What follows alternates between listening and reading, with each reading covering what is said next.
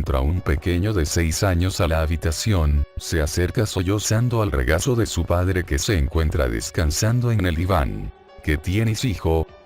Vengo de casa de mi prima y no quiero regresar ahí, me dio miedo. Tranquilo, hijo, no pasa nada.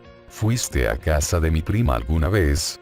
Sí, hijo, sí fui una vez. Ven acá y siéntate, te contaré una historia. Sí, recuerdo aquella vieja casa, majestuosa y sencilla a la vez, una construcción clásica de la era victoriana, recatada y finamente acabada hasta el más ínfimo detalle. Pero lo que más recuerdo es mi última noche ahí, era particularmente fría, la leve brisa que recorría los árboles dejaba entrever la silueta de la luna que parecía empecinada en el afán de esparcir su luz etérea correteando junto con las sombras fantasmales en el jardín. Mi habitación estaba en el segundo piso, era cómoda, pero mi sueño esa noche era intranquilo, me recuerdo a mí mismo cansado y somnoliente, rondando el umbral del sueño pero sin lograr descender en él. Mi mente comenzaba a divagar y a ahondar en temas inútiles, lo que en un principio comenzaban como pensamientos, de un momento a otro se convertían en sueños, de los cuales despertaba tan pronto como comenzaban. El silencio era tan intenso que parecía zumbarme en los oídos, tanta calma era abrumante, me levanté de mi cama para abrir la ventana, así, al azotar el viento aplacaba un poco aquel inquietante silencio.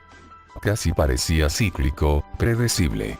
10 minutos de calma absoluta quebrantados por 30 segundos del contrastante ruido del viento azotando mi ventana, luego, calma nuevamente, sucedía así una y otra vez, mis pensamientos se estaban convirtiendo en sueños paulatinamente hasta que... Toc, toc, toc. Esta vez el viento no había azotado la ventana, parecía que había tocado en ella como quien toca quedamente a la puerta, era apenas audible, tan levemente perceptible, pero sin embargo, fue lo suficientemente fuerte como para despertarme de aquel leve sueño y alertar mis sentidos que ahora se encontraban enfocados en aquella ventana. ¿Realmente lo habré escuchado? ¿O solamente fue un reflejo inocuo de un leve y muy corto sueño? Permanecí en silencio, quieto e inmutable intentando analizar aquel silencio que nuevamente zumbaba en mis oídos. ¿Habrá sido real? ¿O solamente un juego inmaduro de mi propia mente? No, sé que era real. Comencé a pensar en esto y a hacer remembranzas de pasadas añoranzas, nuevamente, comenzaba con un tema y una cosa me llevaba a la otra, alejándome cada vez más del tema en cuestión. Toc, toc, toc. Ahí está nuevamente, me dormí sin darme cuenta, pero aquel sonido me despertó, es inconfundible, tan leve como la vez primera pero ahora estoy seguro de haberlo escuchado.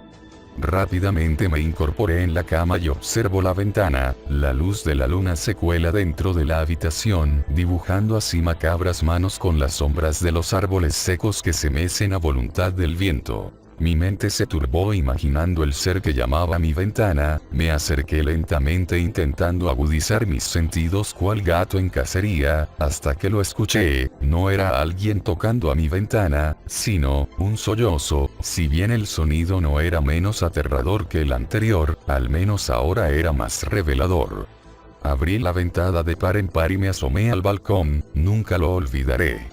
Abajo, en un rincón del jardín trasero, junto a la fuente, se hallaban las caléndulas, iluminadas suavemente con la luz de la luna, se movían tímidamente al ritmo del vals que el viento tocaba o de su interior provenía un llanto que, en cierto sentido, parecía acogedor. La intriga le ganó al temor, al menos en esta ocasión, no concebía en mi mente lo que estaba atestiguando, no lo comprendía, pero mientras miraba absorto, pude notar algo más, no era un solo llanto, cada caléndula parecía llorar junto a su compañera de al lado, produciendo entre todas este leve y melancólico llanto.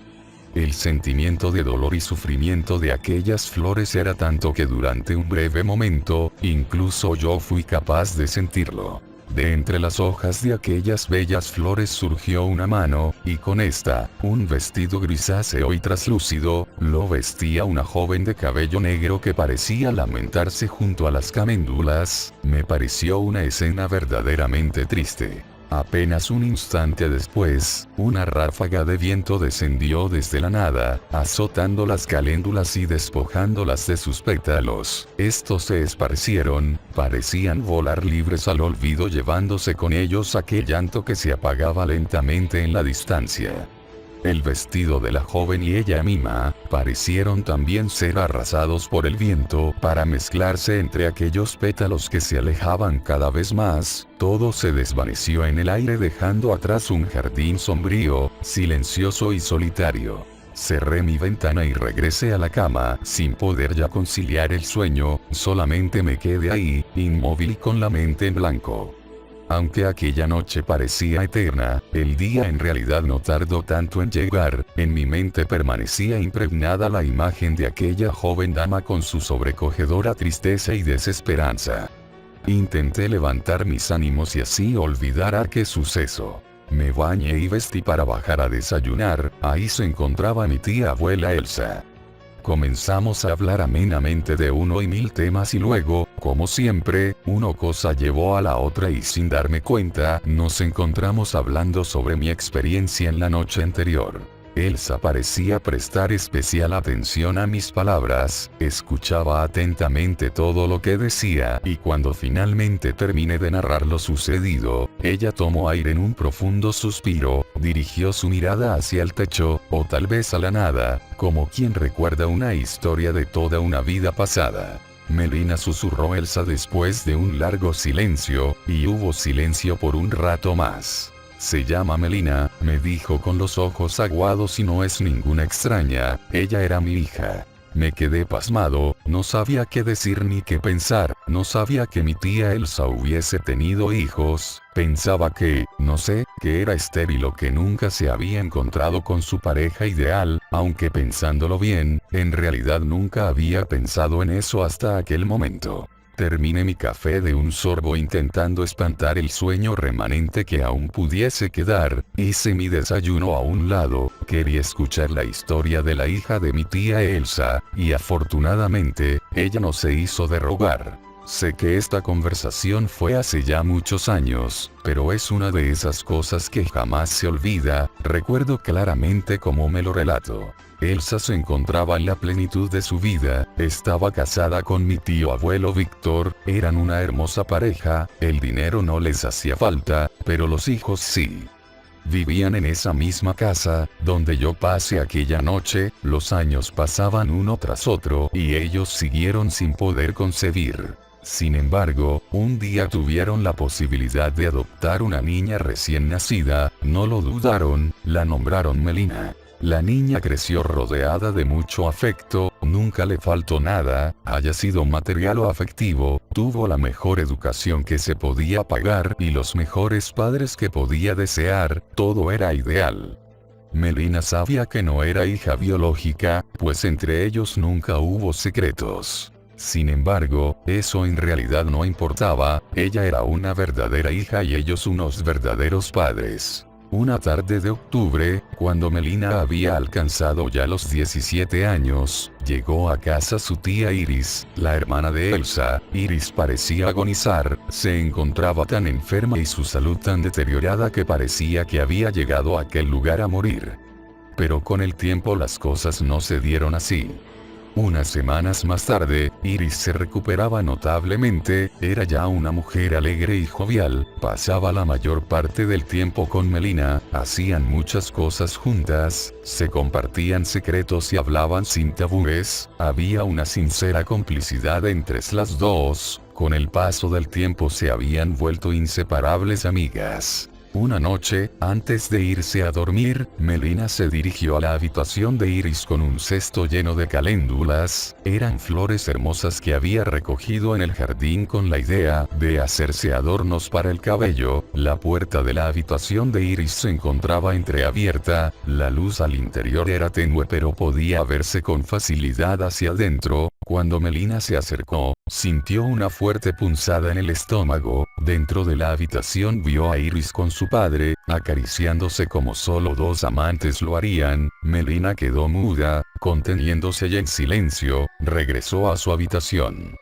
Se sentía traicionada, defraudada, el ver a su mejor amiga con su padre la había cambiado. Se acostó en su cama y tomó sobre su pecho el cesto con las caléndulas, las tomaba una a una arrancándoles los pétalos lentamente uno por vez, cada pétalo evocaba un recuerdo, un resentimiento, una idea. Lloró toda la noche, y no durmió ideando en cómo vengarse. A la mañana siguiente, Melina no bajó a desayunar, tenía los ojos hinchados de tanto llorar pero se los disimuló como pudo. Arregló una mesa de té en una esquina del jardín junto a las caléndulas, era el lugar favorito de ella y su tía Iris. Las tres se encontraban ahí, y hablaban como si tuviesen años sin verse, tal y como de costumbre. Melina sirvió el té para ella y su madre, no alcanzó para Iris pero fue a la cocina a traer más, lo había endulzado con un toque de veneno. Las tres charlaban amenamente y en medio de las risas Iris se sintió mareada, cayó inconsciente al suelo antes de siquiera poder detenerse, en pocos segundos yacía muerta sobre el césped. Elsa abrazó a su hermana y lloró desconsolada sobre su cadáver. En medio del llanto vio a Melina, que permanecía en pie junto a ella sin mostrar ninguna emoción, y con un dolo que cualquiera pudiese decir que viene del alma. Elsa le dijo a Melina: Melina, esa mujer que acaba de morir era tu madre. No hubo palabras, Melina permaneció inmóvil y en silencio, paralizada. Las caléndulas que se movían con el viento eran los únicos testigos silenciosos de aquel nefasto momento. Mi tía Elsa me comentó que luego de eso, Melina enfermó, cayó en una profunda depresión y cuando tuvo una crisis de nervios, fue ingresada en un hospital de salud mental, por lo que después se supo que era un trastorno maníaco depresivo.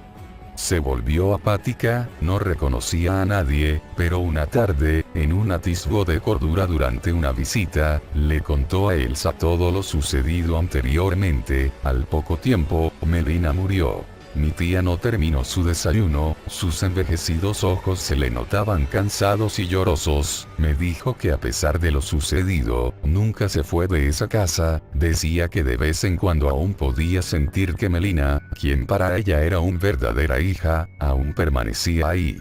Elsa se levantó de la mesa y dio la vuelta, luego me preguntó por mis quehaceres como si nada hubiese pasado. Luego de eso, y jamás volvió a hablar del tema. Yo me fui de ahí esa tarde y ya no regresé nuevamente. Mi tía falleció 3 meses después de ese día.